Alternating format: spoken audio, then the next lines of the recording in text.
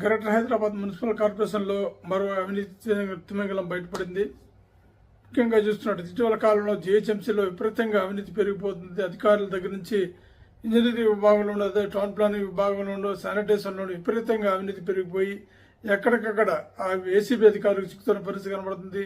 ఇటీవల కాలంలో చూస్తున్నట్టు యువతీ యువకులు కూడా ఉద్యోగాల్లో చేరిన కొత్తల్లోనే జీహెచ్ఎంసీ అనగానే అదేదో డిగ్నిఫైడ్ హోదా అనుకొని ఖచ్చితంగా మనం దోచుకోవచ్చు అనే అవకాశాలు ఉన్నాయని అందినంత అవకాశాల మేర దోచుకున్న పరిస్థితి కనబడుతుంది. ఈ నేపథ్యంలోనే ఇటీవల చూస్తున్నాం మనం చాలామంది చల్లపల్లి కావచ్చు, కోట్పల్లి కావచ్చు, అలాగే చేర్లింగపల్లి కావచ్చు, ఎక్కడికక్కడ ఏసీబీ దాడులు విపరీతంగా జరుగుతూ వస్తున్నాయి. ఇటీవల కాలంలో అక్కడి నుంచి హెడ్ ఆఫీసులో కూడా పెద్ద ఎత్తున జరిగిన పరిస్థితి ఉంది.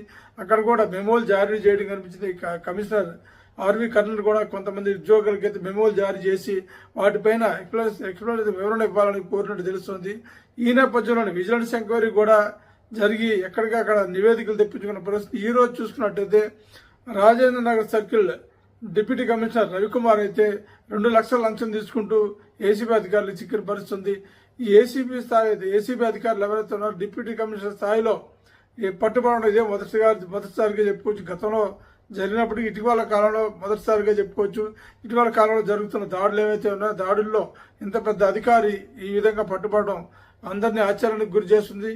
ఎవరైతే Rajendra circle deputy commissioner Ravikumar ఉన్నారో ఆయన పైన గతంలో కూడా అనేకమైన ఎలిగేషన్లు వచ్చినట్టు తెలుస్తుంది.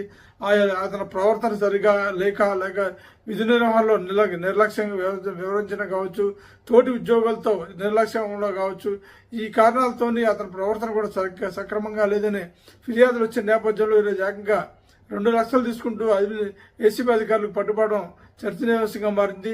ఈ నేపథ్యంలో అసలు జీహెచ్ఎంసీలో ఏసీబీ నివేదికలు ఏం చెప్తున్నాయి, ఈ నివేదికలపై కర్నల్ ఏం చర్యలు తీసుకుంటున్నారు, రాబోయే రోజుల్లో ఎలాంటి చర్యలు అరికడతారా లేక ఇవి కంటిన్యూ జరుగుతాయా వేచి చూడాల్సిందే.